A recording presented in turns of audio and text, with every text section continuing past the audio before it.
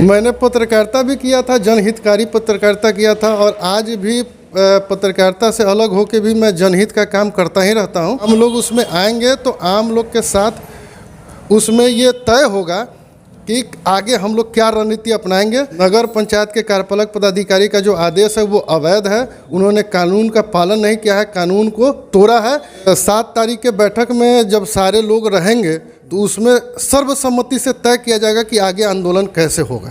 और दबाएं bell icon हमारी वीडियो सबसे पहले देखने के लिए। नगर परिषद कांटी में होल्डिंग टैक्स को लेकर लगातार लोगों में आक्रोश बढ़ते जा रहा है और लगातार आंदोलन की भी चेतावनी दी जा रही है। ऐसे में हमारे साथ सीनियर जर्नलिस्ट सम्राट गुप्ता है और इनसे जानेंगे क्या कहेंगे होल्डिंग टैक्स को लेकर। जो है नगर परिषद के द्वारा सभी लोगों को नोटिस दिया गया है। आप पत्रकार भी रह चुके हैं और कई बार जो है आपने खबर भी लिखा है पहले भी और अभी भी लिख रहा है। क्या कहेंगे, कैसे देखते हैं इसको?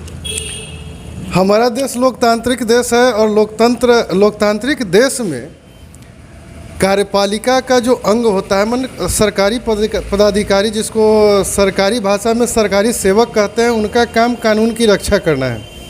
लेकिन नगर परिषद कांटी में सरकारी सेवक कार्यपालक पदाधिकारी के द्वारा ही कानून का भक्षण किया गया है, ये मुद्दा है। और भक्षण इस प्रकार से किया गया है कि बिहार नगर निकाय, चाहे नगर पंचायत हो, नगर परिषद हो, नगर पालिका हो, सब के लिए एक कानून बना है जिस कानून का नाम है बिहार नगर पालिका अधिनियम 2007। तो नियमतः नगर पालिका के किसी भी अधिकारी को नगर पालिका अधिनियम 2007 के तहत ही कार्रवाई करना है, काम करना है, जनता की हितों की रक्षा करनी है।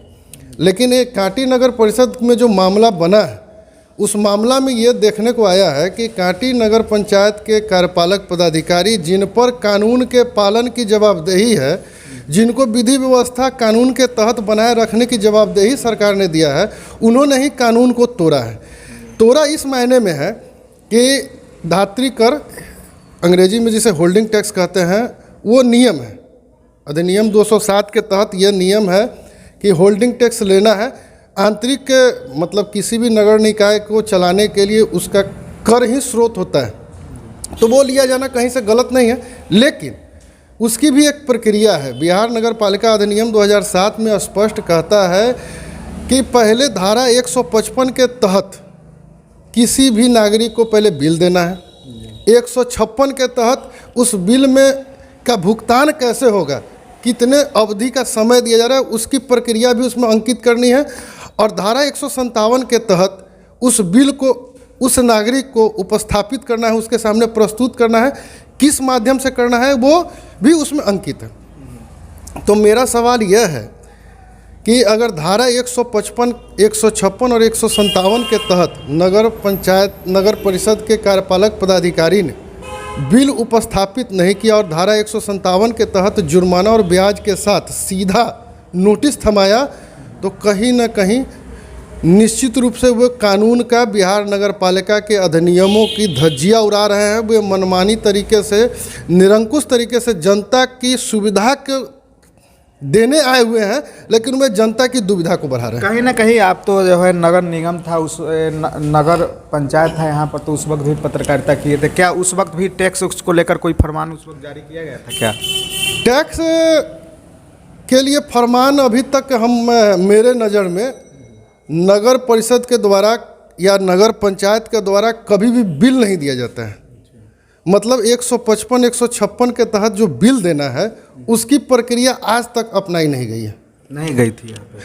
तो आज तक जब ये प्रक्रिया नहीं अपनाई, आप जब बिल ही नहीं देंगे तो जुर्माना और ब्याज कैसे वसूलेंगे? अच्छा, यहाँ के जो जनप्रतिनिधि है, जिन्हें जो है जनता ने आशीर्वाद दिया, वो जीत चुके हैं, उनके द्वारा कुछ नहीं किया जा रहा है। क्या लग रहा है इसमें उनका भी क्या कुछ है, देखने से लग रहा है? मुझे तो लगता है कि अगर जनप्रतिनिधि इस मामले पर ध्यान नहीं दे रहे हैं तो इसके पीछे 2 ही कारण हो सकते हैं। या तो उनको इस कानून की जानकारी नहीं है, या फिर वे इसके प्रति इच्छुक नहीं है।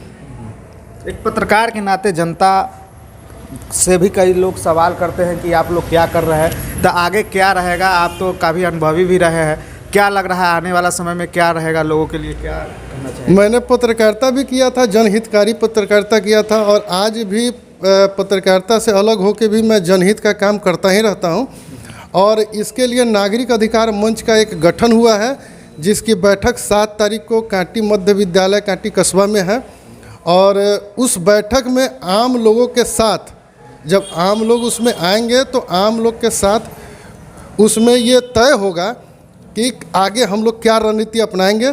ऐसे जो कैजुअली बैठक हुई है उस बैठक में हम लोगों ने यह स्पष्ट किया है कि जब तक धारा 155, 56 और 57 के तहत बिल उपस्थापित नहीं किया जाता है तब तक किसी को भी जुर्माना ब्याज देने की आवश्यकता नहीं है। आप लोग डरिए नहीं। नगर पंचायत के कार्यपालक पदाधिकारी का जो आदेश है वो अवैध है, उन्होंने कानून का पालन नहीं किया है, कानून को तोड़ा है, इसलिए अभी आप नहीं दीजिए। आपको जब 155, 56, 57 के तहत जब आपको बिल दिया जाएगा जिसमें समय दिया जाएगा कि आप चुकाएं, तब आप अपने बिल को जमा करें। हम लोगों ने यही तय फिलहाल किया है। अच्छा, आंदोलन भी हो सकता है इस पे, जो है निर्णय नहीं बदला जाएगा तो? निर्णय तो अवैध है और 7 तारीख के बैठक में जब सारे लोग रहेंगे तो उसमें सर्वसम्मति से तय किया जाएगा कि आगे आंदोलन कैसे होगा। चलिए, हमारे साथ जो है खास बातचीत करने के लिए सम्राट गुप्ता जी थे। इन्होंने लगातार जो टैक्स को लेकर जो सवाल खड़े हो रहे थे, लोगों में काफ़ी जो है रोष बना हुआ है। इनका साफ तौर पे कहना है 7 तारीख को जो बैठक होगी जिसमें आम जनता जो है वहाँ पर पहुँचकर अपनी भागीदारी दे सकते हैं और अपना बात को रख सकते हैं। हालांकि इनके द्वारा जो है जब से ही पत्रकारिता कर रहे हैं उस वक्त से अभी तक जो है पहला बार यह टैक्स को लेकर जो है यह सभी लोगों को जो है पत्र दिया गया है जिसमें लोगों में काफ़ी नाराज़गी बनी हुई है। ऐसी खबर देखने के लिए चैनल पर बने रहे। तब तक याद दीजिए। जय हिंद, जय भारत।